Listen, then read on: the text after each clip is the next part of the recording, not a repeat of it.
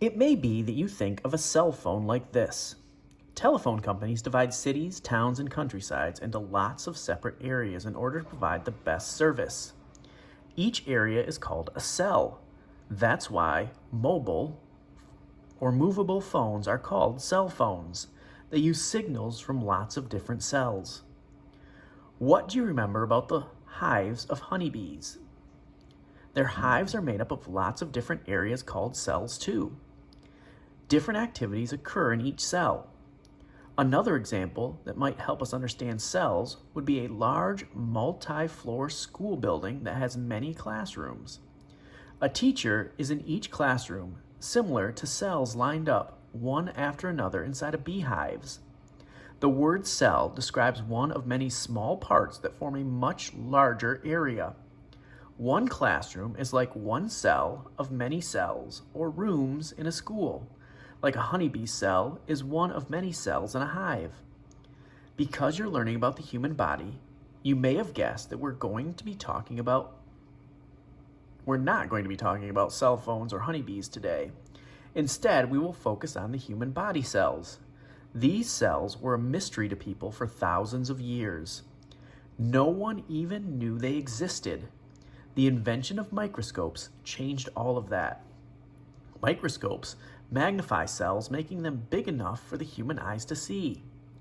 Last time, I mentioned a man whose book of microscopic organisms or living things influenced the work of Anton van Leeuwenhoek.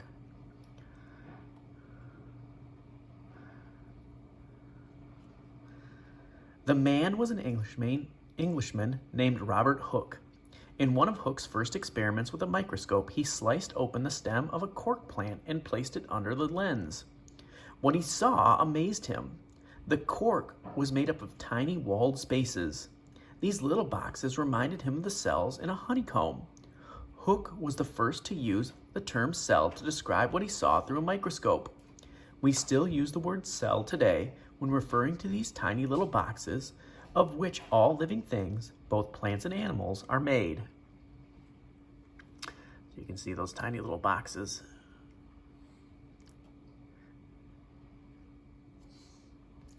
All living things, no matter how big or how small, are made up of microscopic units called cells. Cells are the body's building blocks and the smallest unit of life that can carry out the functions or jobs of a living thing. They are so small they cannot be seen without the aid of a microscope. That is why we call them microscopic.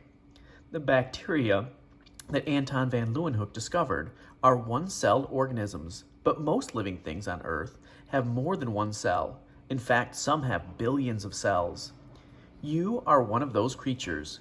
You have millions and billions, maybe even trillions of cells.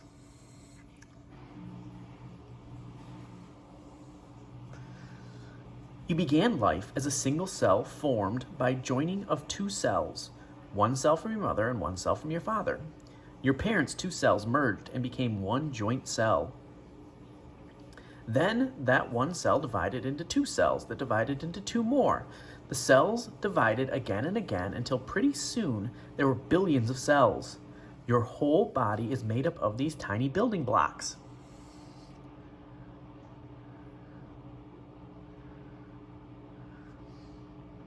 The human body is a collection of more than 200 different types of cells. Cells come in all shapes and sizes, depending on the job or function they must perform. Bone cells build bones, skin cells build skin, and guess what muscle cells build? Muscle. The shape of the cell usually reflects the role it plays in the day-to-day working of the human body. For example, red blood cells are shaped somewhat like shallow bowls. Just like bowls, they can be used to hold things like cereal or milk or ice cream.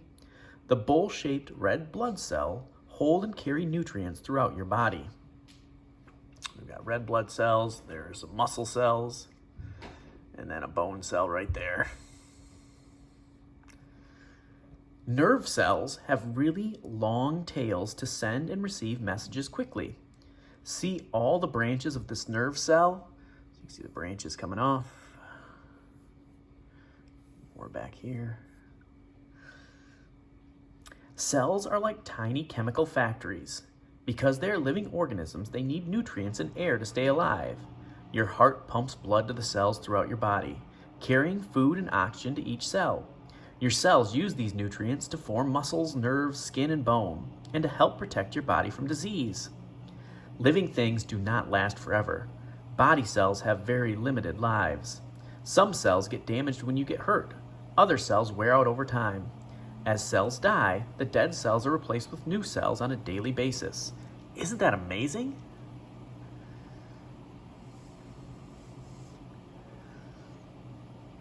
Let's look closely at a microscopic section of skin.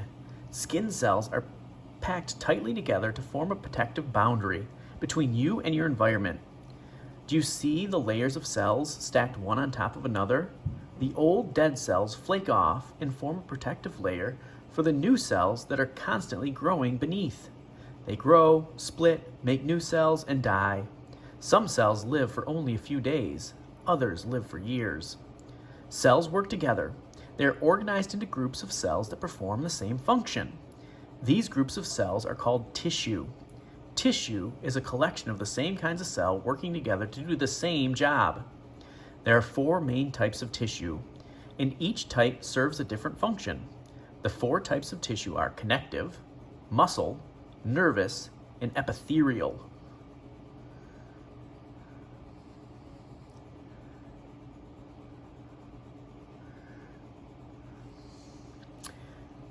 What do you think connective tissue does? It connects. Connective tissue supports the body and binds other tissues together like glue. Your skeleton is made up of bone, a connective tissue that provides the structure or framework for your body. It contains cells that make the tissue strong and flexible. Fat is a connective tissue, padding your body and supplying it with energy. You may be surprised to learn that your blood is also a connective tissue. But think about it. The liquid tissue flows through your entire body and connects all of its many parts.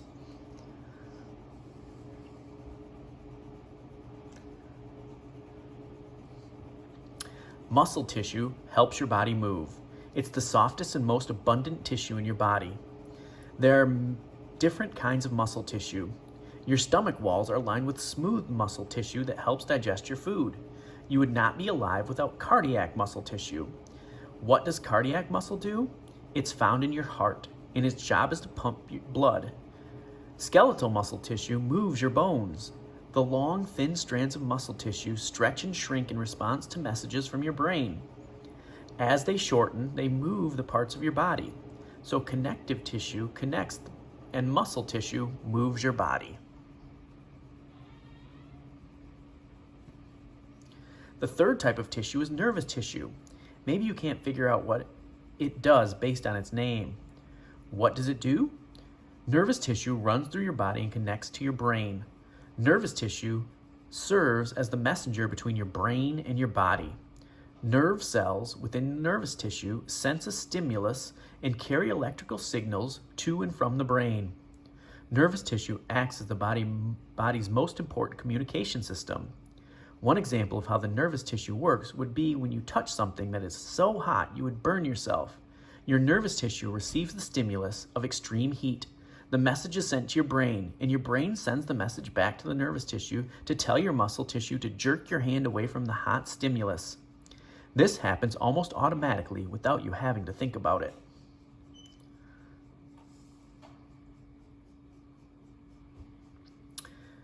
What does epithelial tissue? Let's try to pronounce the word first. Epithelial. What a big word for tissue that covers and protects. Sheets of cells packed closely together make up epithelial tissue. Does this picture look familiar?